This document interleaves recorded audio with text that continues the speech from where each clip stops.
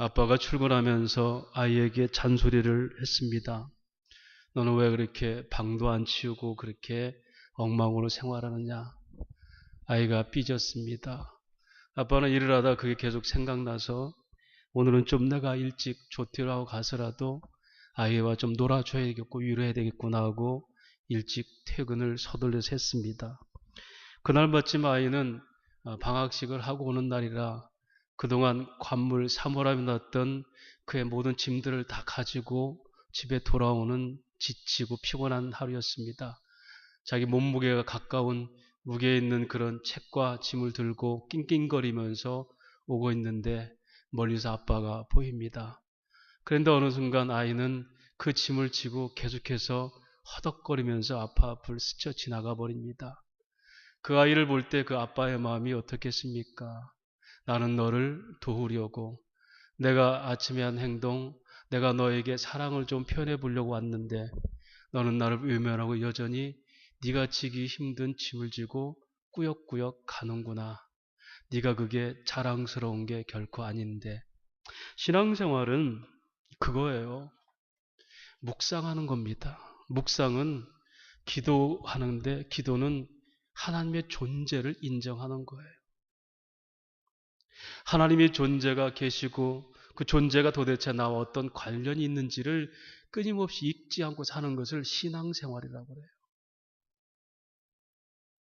우리에게는 많은 짐들이 있습니다. 평생의 짐이 있는 분도 있어요. 또 우리에게 순간적으로 닥친 고난이 감당할 수 없는 무게로 짓누르는 짐도 있습니다. 가슴이 철렁철렁하는 순간들도 있죠. 왜냐하면 세상은 항상 변칙적이기 때문에 순서로 되는 게 잘 없잖아요. 그럴 때 성경이 말합니다. 그 수고하고 무거운 짐을 다 내게로 가져오라 그렇게 얘기하세요. 뭐가 삐졌는지 아니면 무관심한지 내 짐을 충분히 들어줄 수 있는 아빠가 나타냈어도 불구하고 아니 평소에는 밤 12시가 다 되던 오신 아빠가 오늘은 이 낮에 내 앞에 나타난 거예요. 놀랄 정도로 기쁨이고 환희겠죠. 그런데 오히려 내가 내 짐 지고 가겠어요. 상관하지 마세요. 무관심한 건지 아니면 뭔가 삐졌는지. 오늘 본문은 그 얘기입니다. 이스라엘 백성들아 너희는 가만히 있으라. 성경 두 번에 똑같은 얘기예요. 너희는 가만히 서 있어. 7절에 16절에 너희는 가만히 있어라. 그런데 여러분 이 두 번에 가만히 있으란 말이 어떤 의미인지 아십니까? 첫 번째 가만히 있으라는 것은 너희가 얼마나 내게 모진 짓을 한지 아느니 애굽에서 너희 종살이에서 불러냈고 모세를 통해서 또 여호수아를 통해서 가나안 땅에 들어가 했는데 너희가 그런 나에게 너희가 한 짓이 뭔지 아니? 이제는 왕을 달라고? 이방 왕이 쳐들어와서 그 위용을 보니까 굉장히 대단하게 보이더냐. 그러니까 보이지 않는 나는 너희 왕이 아니지. 그래서 왕을 구한 너희들 한번 와서 따져보자. 이게 너희는 가만히 있으란 얘기예요. 또 가만히 있으란 얘기는 이제 이 큰 일을 봐라. 너희가 그렇게 죄를 지었을 때에 어떤 일을 당하는지 너희가 미를 타작할 그 한참 그 시기에 내가 큰 비와 우레를 내서 쑥대밭을 만들 때 너희가 지금까지 노력하고 애쓰고 했던 것이 과연 뭐가 될 건지 내 통치와 내 보살핌이 없이 너희가 무엇 하나라도 너희다운 삶을 살 수 있을지 세상에 갑질하는 너희들아 내가 햇빛을 주고 내가 비를 주고 이른비와 늦은 비를 내려서 너희에게 줬는데 지금 너희는 뭘 하고 있니? 성경이 지금 이스라엘 백성에게서 두 번에 너희는 가만히 서 있으라 그랬어요. 우리 가만히 있으란 말은 우리 대한민국 사람들에게는 이게 아주 그 트라우마가 됐죠. 세월호 사건 가만히 있어라. 움직이지 마라. 세상은 대책 없는 가만히 있으란 얘기예요. 성경은 가만히 있으란 얘기가 분명히 이유가 있고 그것의 결과가 있다고 얘기해요. 하나님은 우리를 책임지시는 분입니다. 자신의 생각과 자신의 자존심을 위해서 자신의 덕을 위해서 우리를 이용하는 분이 아니에요. 오늘 본문에는 이스라엘 백성들이 왕을 구하고 왕을 준 뒤에 보라, 너희가 구한 왕, 이 왕을 보라. 너희가 왕을 구한 것은 나를 너희가 왕으로 삼지 않겠다는 그것 아니냐.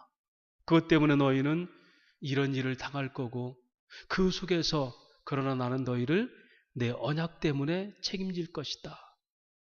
이것이 오늘 본문의 내용입니다. 교훈을 한번 찾아볼까요? 하나님은 우리의 욕망을 다스리시는 분이에요. 혹자는 얘기합니다. 하나님이 그들의 요구를 들어주지 말았으면 되죠. 계속해서 하나님 왕이 되시고 사울을 세우지 않았으면 될 거 아닙니까? 왜 세우셨습니까? 여러분, 우리는 우리를 참 잘 알아요. 여러분들 같으면 그들이 끝까지 왕을 구해내지 않겠습니까? 더 말할까요? 그들은 사울이라는 사람을 왕으로 구했지만 진짜는 그들 하나하나가 왕이 되고 싶은 거예요. 하나님 되고 싶은 거예요. 대통령 욕하지 마세요. 여러분이 다 대통령보다 더 뛰어난 사람으로 여러분의 요구를 하는 게 대통령 아닙니까? 그래서 표를 던졌잖아요.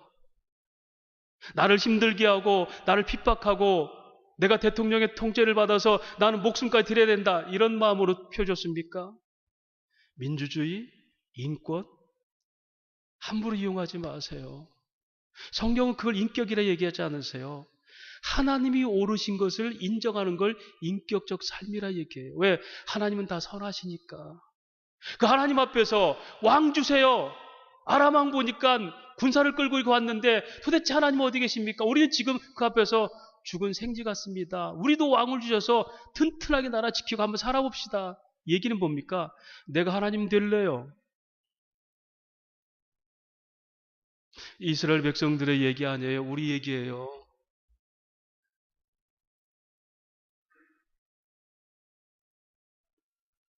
그때 하나님이 가만히 있어서 생각해보자. 여기서 뭐라고 합니까? 7절 말씀.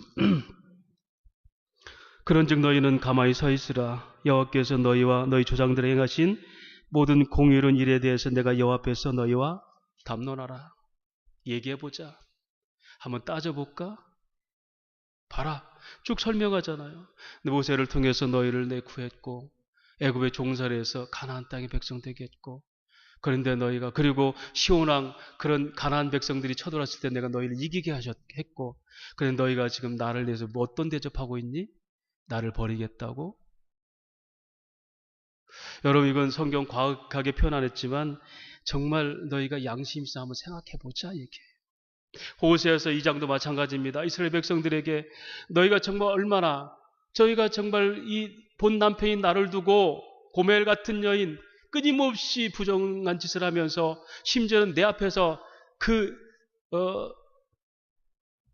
남자를 찾아가고 그랬을 때 나는 너를 가서 사오기도 하고 타이르기도 하고 내가 너희를 얼마나 그렇게 보호했느냐. 그런데 너는 왜 끊임없이 그 정부를 따라가 수치를 당하느냐.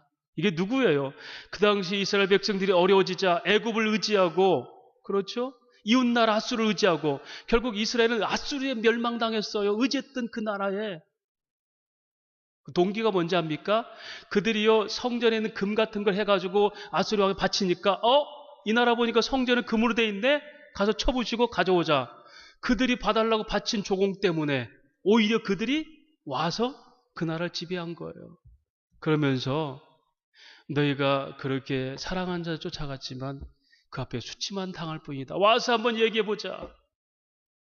내 사랑이 뭐가 부족했는지 한번 얘기해보자. 이게 가만히 있으란 얘기예요. 사랑하는 여러분, 우리에게는 고난이 파도처럼 밀려올 수 있어요.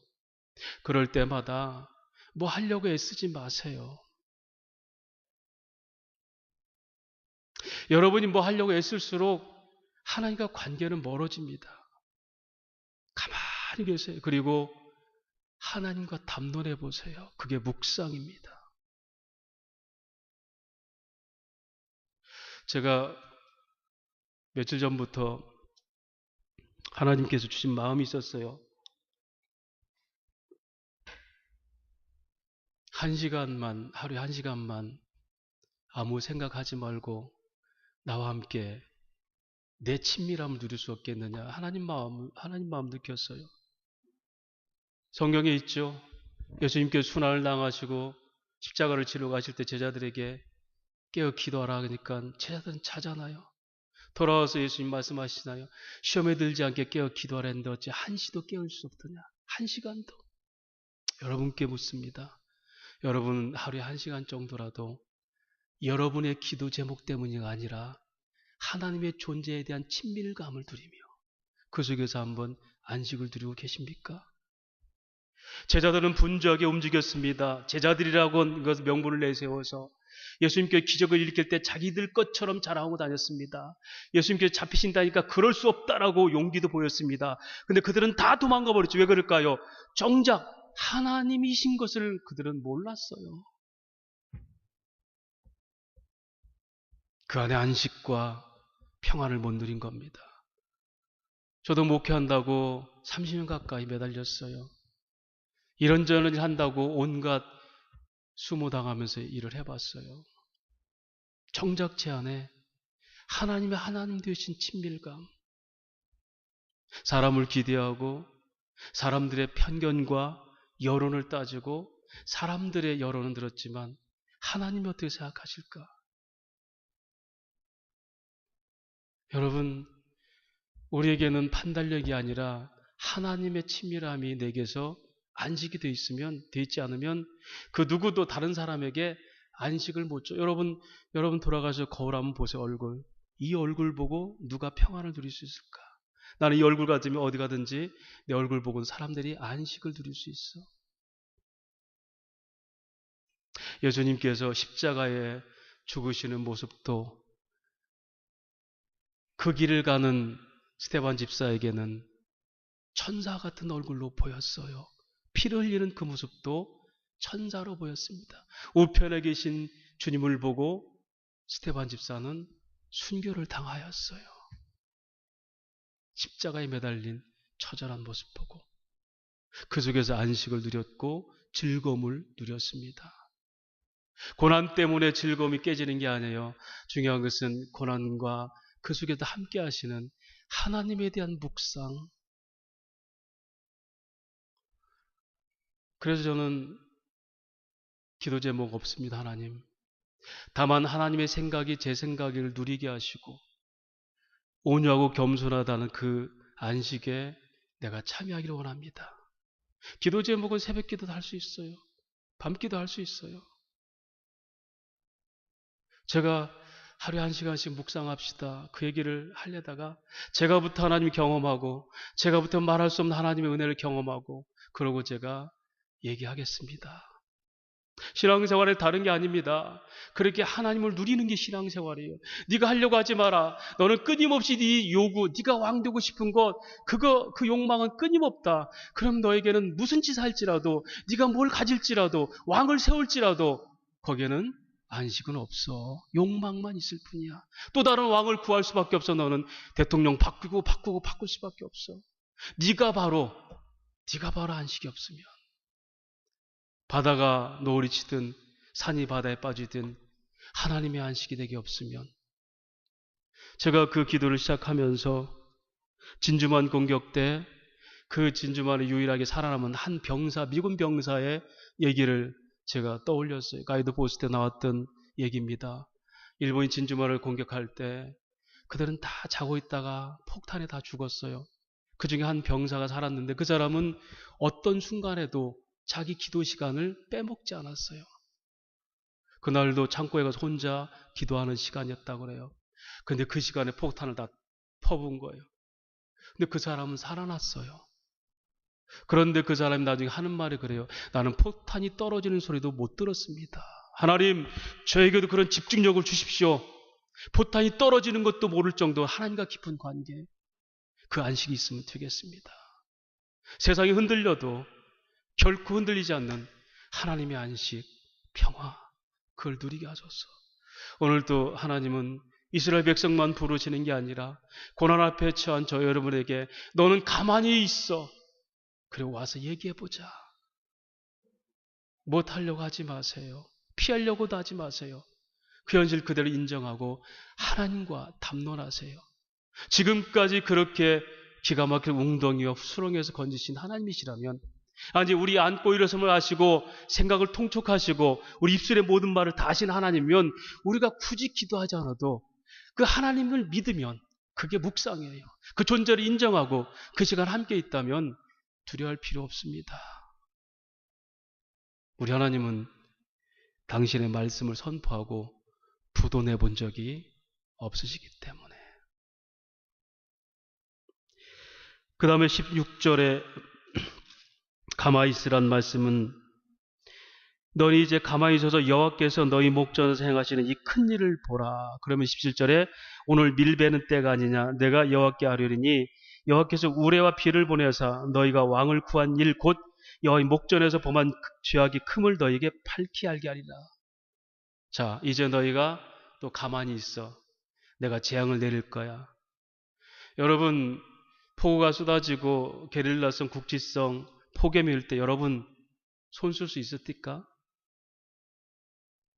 제가 지난 폭우가 내릴 때 너무 비가 많이 와서 아무래도 안 되겠다 해서 제가 12시 반에 내려봤어요. 이쪽에 배수로가 다 막혔어요. 그래가지고 이 창문, 이 지하 창문이 좀 출렁출렁해요. 아무리 비가 많이 왔어도 이 배수로가 막힌 적이 없어요. 그래서 제가 삽을 들고 파기 시작하니까 배수로마다 다 거기에 찌꺼기가 막혀가지고 나뭇잎부터 막혀가지고 배수로 역할을 못해요. 그걸 파내기 시작하니까 물이 쭉 빠져요. 여러분, 그거는 가능성이 있는 얘기예요. 그러나 그 이상의 우리가 손댈 수 없는 배수로가 막혀버리면요, 하나님이 작정하고 재앙을 내리면 막을 사람이 있습니까? 네가 왕이 돼서 네 꿈대로 네가 계획한 대로 돈도 벌고 건강하고 그리 살아서도 하나님이 작정하고 봐라, 내가 너희 죄가 얼마나 큰지를 보여주겠다 작정하시면 여러분과 제가 피할 수 있겠습니까? 우습잖아요. 지옥도 이보다는 덜 더울 겁니다. 비라도 제발 내렸으면 했던 사람들이 이제 비 안 되겠습니다. 큰일 났습니다. 이게 우리가 할 수 있는 전부예요. 오늘 아침에 제가 면도를 하면서 하나님, 저에게는 가진 것이 아무것도 없습니다. 제가 할 수 있는 것은 제가 살아있는 동안 열정밖에 드릴 게 없습니다. 근데 하나님 어떠냐면 네 전 재산이 뭐냐 그러시더라고요. 없는데요? 아니다. 네 전 재산이 있어. 하나님 깨닫게 네 목숨이 전 재산 아니냐. 네가 가진 돈이 아무리 있어도 네 목숨 끝나면 재산 아니잖아. 네 전 재산은 네 목숨이야. 그래서 마음을 다하고 목숨을 다해요. 하나님이 사랑한 바이 그거단다. 생명을 바칠 수 있는 일이라면 이게 하나님의 일이다. 우리가 목숨을 안 바치는구나. 자존심은 좀 내려놓고 조금 손해보더라도 적선할지라도 내 목숨을 안 바치는구나. 이러니 우리에게 진실함이 없는 거다. 여러분, 우리 전 재산은 우리 생명이에요. 하나님 그 목숨을 다하고, 그렇죠? 마음을 다하고 뜻을 다해서 하나님 섬기라 그랬어요. 그리고 그 사랑으로 이웃을 섬기라 그랬어요. 우리에게 진실이 어디 있을까요? 목숨 앞에서 베드로처럼 주님 나 모른다고 부인하지 않을까요? 그 믿음이라 할까요? 봐라, 너희가 왕이 돼서 너희가 하고 싶은 데에서 세운 왕 때문에, 그 죄 때문에 너희가 당하는 속수무책인 이 상황, 이 큰 일을 너희가 보게 될 텐데 너희는 가만히 있어. 그건 막으로 다닌다고 되는 게 아니야.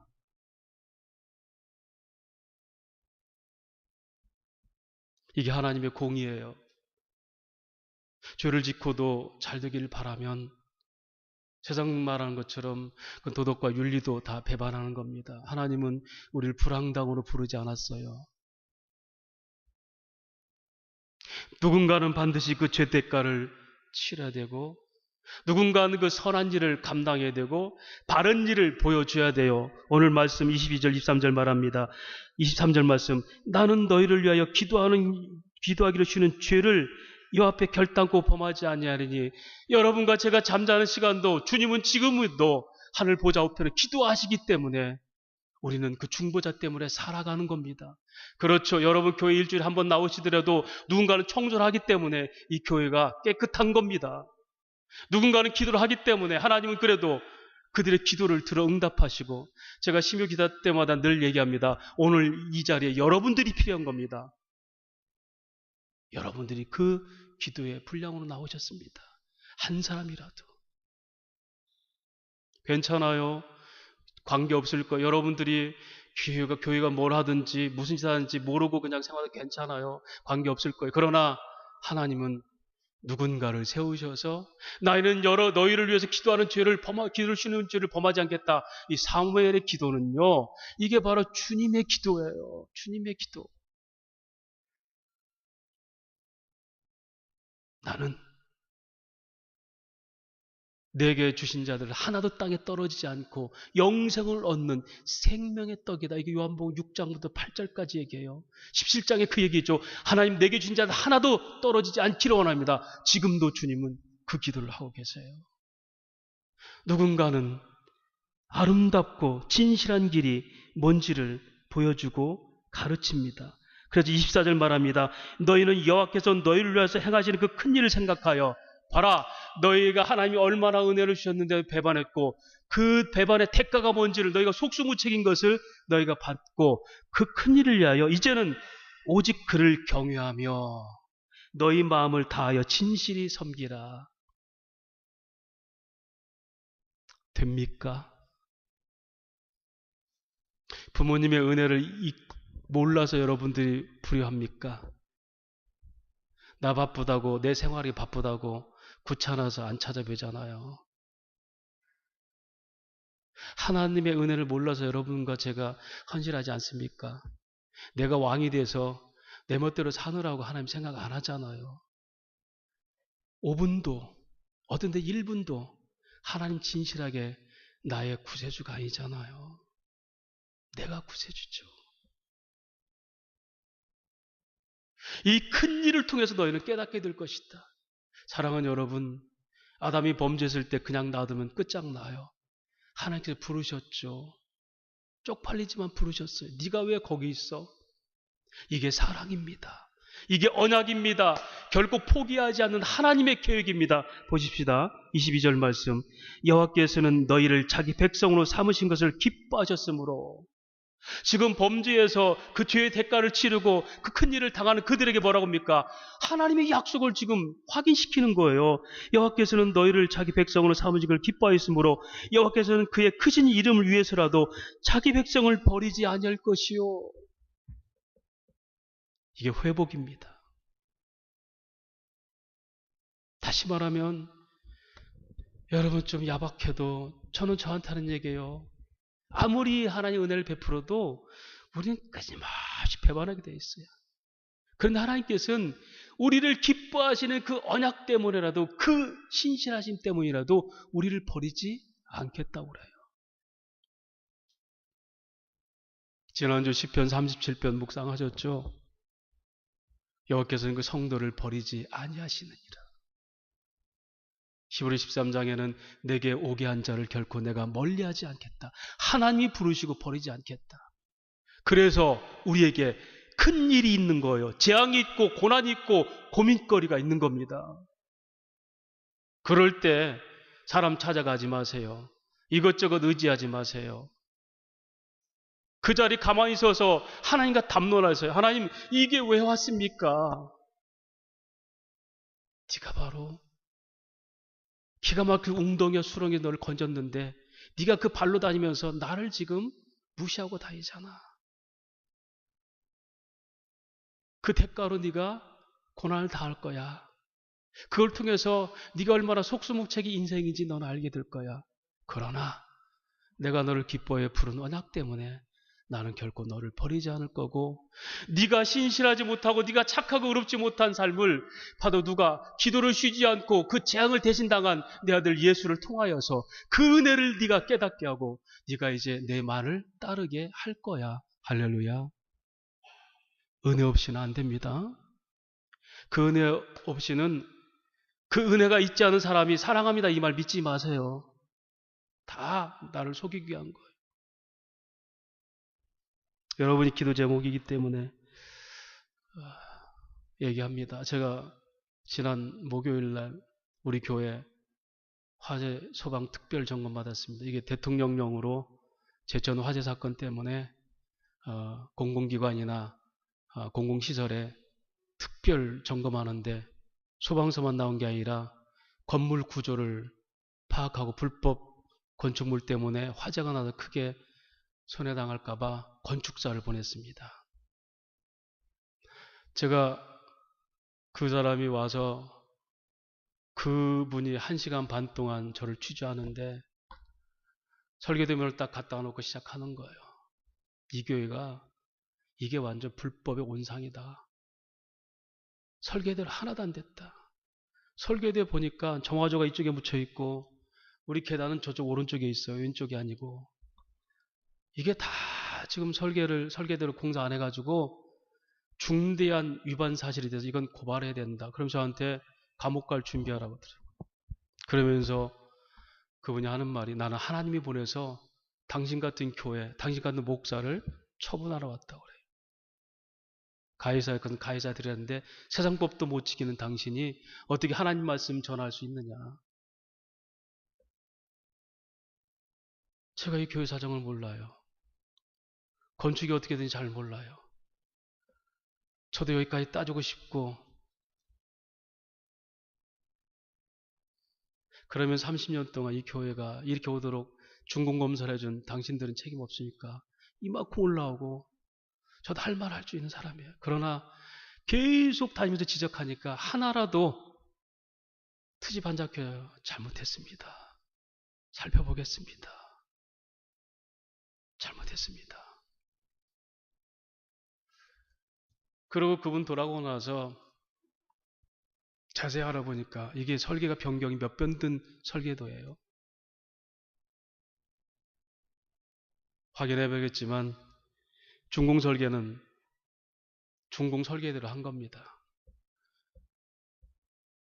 건축을 위한 설계, 설계를 위한 설계도, 중공을 위한 설계도 적어도 3가지, 제가 갖고 있는 설계도가 2가지가 있어요. 2가지 다 틀려요. 그 사람이 갖고 온 건 성유유치원에서 갖고 온 겁니다. 첫 번 설계를 위한 설계도 그것 갖다가 들이대고 저를 몰아쳤을 때 저는 잘 모르기 때문에 다 당했어요.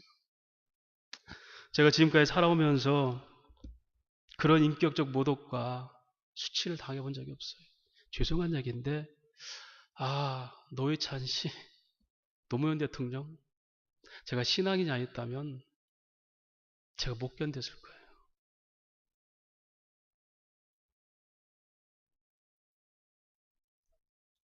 그러고 제가 묵상한 하나님 말씀입니다.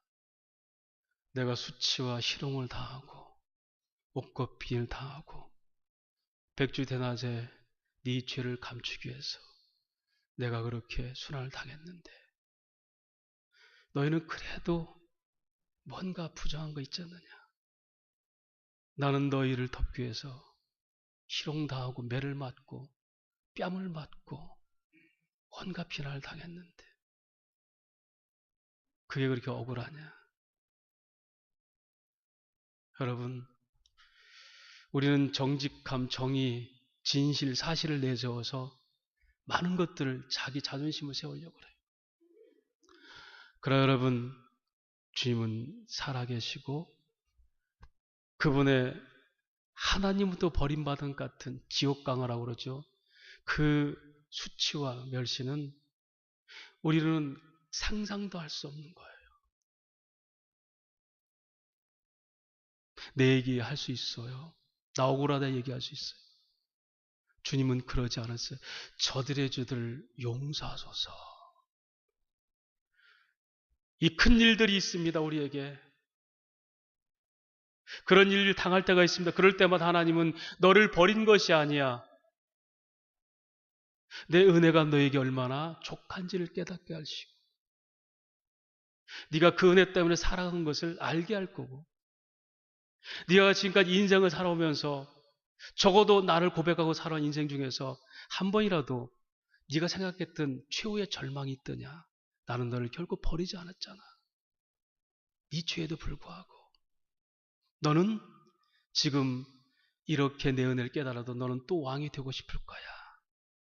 네 작심삼일, 네 결심을 안 돼. 내가 내 아들을 주어서 십자가에 매달고 그것까지 내어주고도 앞으로도 그 이름으로 뭐든지 줄 수 있어. 로마서 8장 32절이죠. 아들까지 아끼지 않고 십자가에 내어준 하나님이 그 아들과 함께 무엇인들 선물로 또 주지 못하겠느냐. 묵상이 그거다. 기도하려고 하지 마라. 기도는 내 존재가 너와 함께 있다 인정하는 게 기도야. 네 생각하려고 하지 마. 내 생각으로 너를 채우는 것이 겸손과 안식이야. 이것이 오늘 이스라엘 백성들에게 행하시는 하나님의 언약의 선포입니다. 에베소 1장은 말합니다. 그의 기뻐하심을 따라 우리를 창세전에 그리스도에서 부르셨고 이는 그리스도 예수 안에서 하나님의 영광을 영원히 찬송하게 하려 함이라. 우리는 하나님의 기쁘신 뜻에 따라서 부름받은 사람들이에요. 어쩌면 우리가 무거운 짐을 지고 가는 것은 그때 나타난 하나님에 대한 그걸 누리려고 하나님 우리 인생에 황홀한 이벤트를 해주는 거나 같습니다. 아빠가 일찍 퇴근하는 거예요. 그때 마침 무거운 짐을 지고 가죠. 아빠에게 맡기면 되는 거예요. 이게 수고하고 무거운 짐자 다 내게로 오라. 너희는 가만히 서 있어라. 가만히 서 있어라. 내가 너희와 얘기하겠고 네가 나를 묵상하면 네 은혜가 얼마나 큰지를 깨닫게 하겠고 심지어 내가 재앙 가운데서도 내가 너를 얼마나 기뻐하며 너희를 위해서 내가 아들 예수를 죽이고 너희를 위해서 신실한 길이 뭔지를 끊임없이 가르치는 성령을 너에게 보낸지를 깨닫게 되리라. 사랑하는 여러분, 오늘 우리에게 뜻하지 않은 고난 아닙니다. 예측된 고난도 있어요. 내 이러다가 한번 혼나고 말지. 그런 우리가 번복되는 습관적인 부정도 있어요. 그러나 하나님이 그걸 드러내실 때 결코 우리를 버리시는 게 아닙니다. 그 기쁘신 뜻에 따라서 내가 너희를 불렀으니 그 크신 이름을 위해서라도 내가 너희를 버리지 아니할 것이고 너희를 위해서 쉬지 않고 기도하는 아들 중보자를 통하여서 너에게 신실한 길이 멀고 바른 길이 뭔지를 가도록 내가 은혜를 끊임없이 부어줄 것이다. 고난을 은혜의 기회로 삼고 잠잠히 하나님의 존재를 묵상하며 그 큰 일을 통해서 하나님의 사랑을 더 깨닫는 환난 중에 위로받고 그 위로로 다른 사람을 위로할 수 있는 믿음의 사람들, 은혜로 역전되는 사람들 되시기를 주의 이름으로 축원합니다. 하나님 아버지